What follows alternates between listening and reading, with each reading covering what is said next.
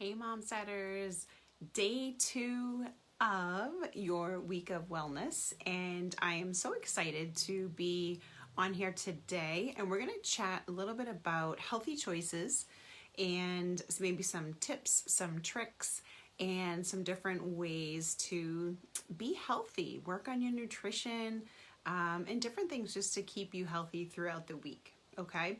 I'm going to give you 7 different tips that will help you keep on track with your nutrition, your healthy snacking, your water consumption, and everything that you need in order to make those healthy choices throughout the week.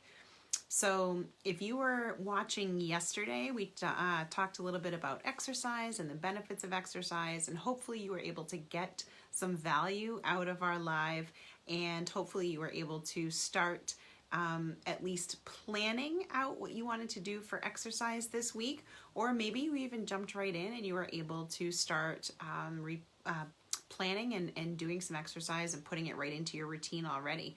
So if you did, would love to hear, share it in the chat. Also, if you are watching this live, let us know by just saying, hey, give a shout out. And if you're watching the replay, just type in #replay in the comments.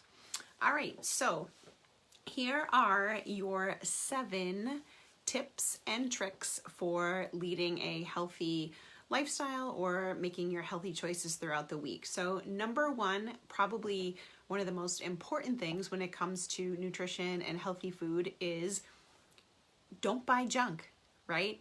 If you don't have it in the house, you're not going to want it. You're not going to have access to it. So the first thing is whenever you go to the grocery store, let's try not to pick up things that maybe we're craving right at that moment, or things that we know if we eat are going to make us feel lousy later on. Stay away from more of the middle aisles in the grocery store, because those middle aisles are the center of the store, usually are more processed foods, sugary cakes, and all of those things that, taste really good but are not good for you. So if you stay to the outside of the grocery store, you're going to find more of like your produce, your meats, your dairies, and things like that, which are a lot better for you. So stay away from more so the center aisles in the grocery store, and don't buy junk. If it's not in your house, you won't want to eat it, right? Number 2, preparing your meals ahead of time for the week or even for the day. So when I was a fitness competitor, I used to have to cook up all my proteins on Sunday afternoons, and then I would package them in either plastic baggies or freezer bags, or I would put them in our Tupperware containers, and then I would just store them. I would label them if I needed to, but I would store them in the fridge. But I would have everything measured out, everything all set from morning to night.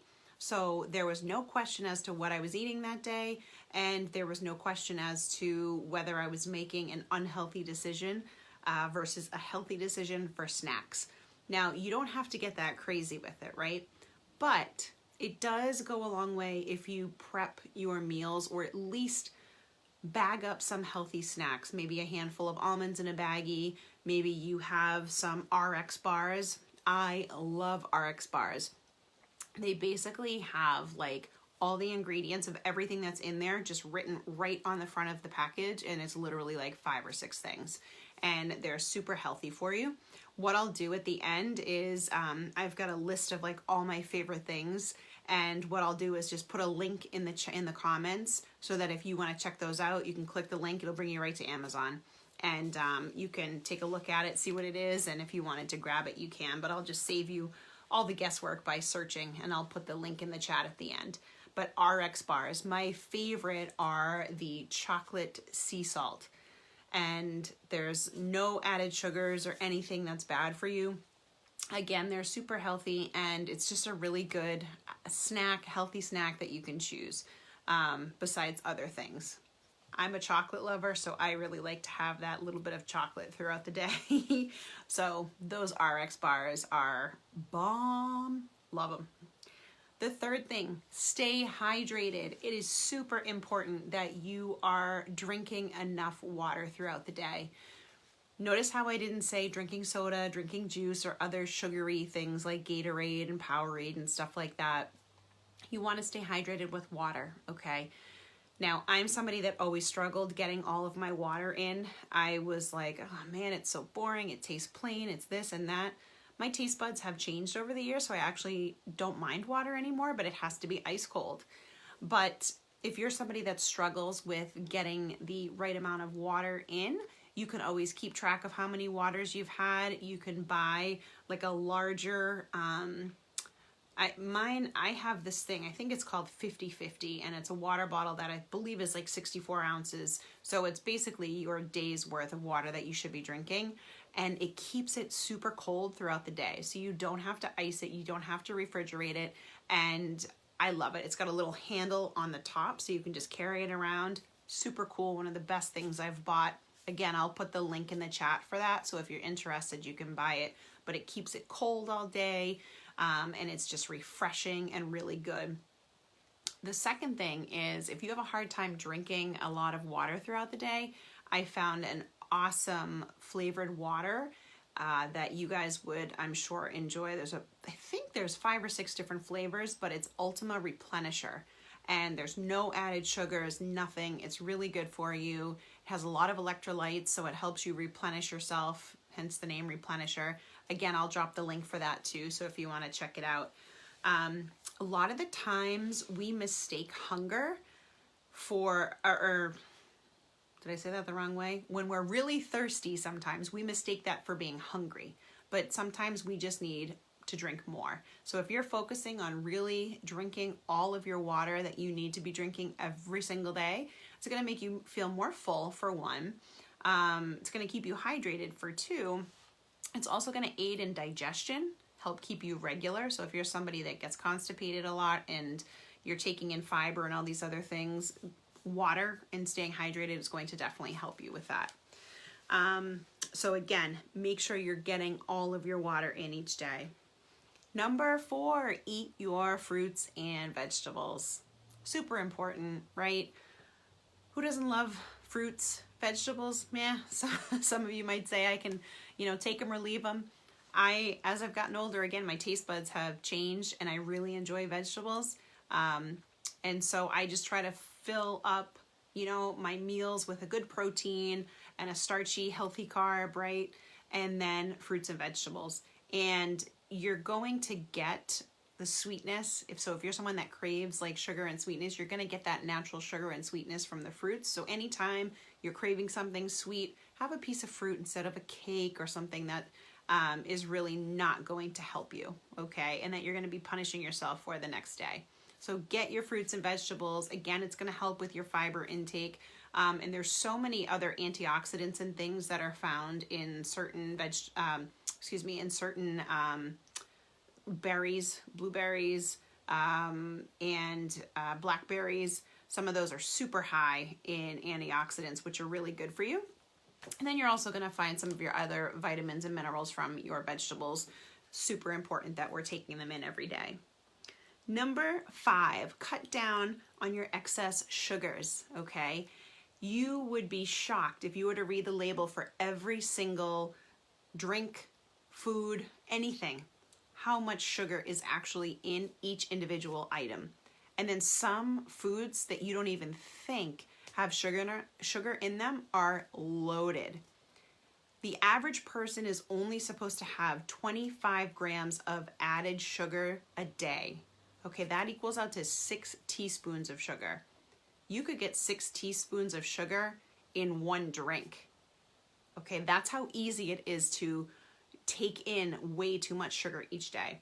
So I encourage you to kind of focus on looking at the labels, checking out the sugar content, and really seeing how much sugar you're taking in on a daily basis, because sugar is so detrimental to your health, right? It causes so many issues. One of the things I didn't know that it caused was inflammation. So if you're somebody that has like aches and pains and joint issues and this and that, inflammation is caused from sugar. So really make sure that you are careful, stop drinking sodas and high fructose, drinks and things like that. And then the cakes and pastries and donuts and ice cream and all the things that taste super, super good, right? We've got to start cutting down on some of those and eliminating those. because they're just going to put that added sugar number way, way over what you should be having on a daily basis. Number 6, this is a tough one. Try not to eat too late at night, okay? I know sometimes you're tired at the end, or maybe you have a late dinner, or you're sitting there kind of like aimlessly just eating, mindlessly eating, and you've got a whole bag of like chips or pretzels in front of you, and before you know it, you're only gonna have 5 or 6 and half the bag is gone, right?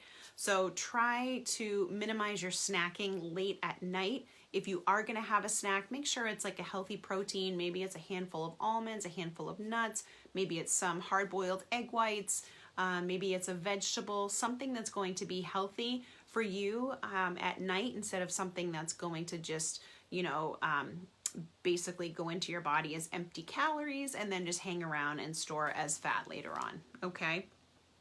And then number 7, try to journal your food intake and your water intake each day, okay? It's gonna help you really realize what you are putting into your body, and you might not even be realizing sometimes how much you're eating or drinking of a certain food each day, okay? So try to journal that, try to keep track of that, and that will be eye-opening, I can imagine, for some people. Also, whenever you have a craving for something, like you're craving something sweet, or you're craving, whatever the case may be, think about what the underlying reason or meaning is behind that. Is there a reason why you're craving that? So it's funny, I took a course on eliminating excess sugar from your diet.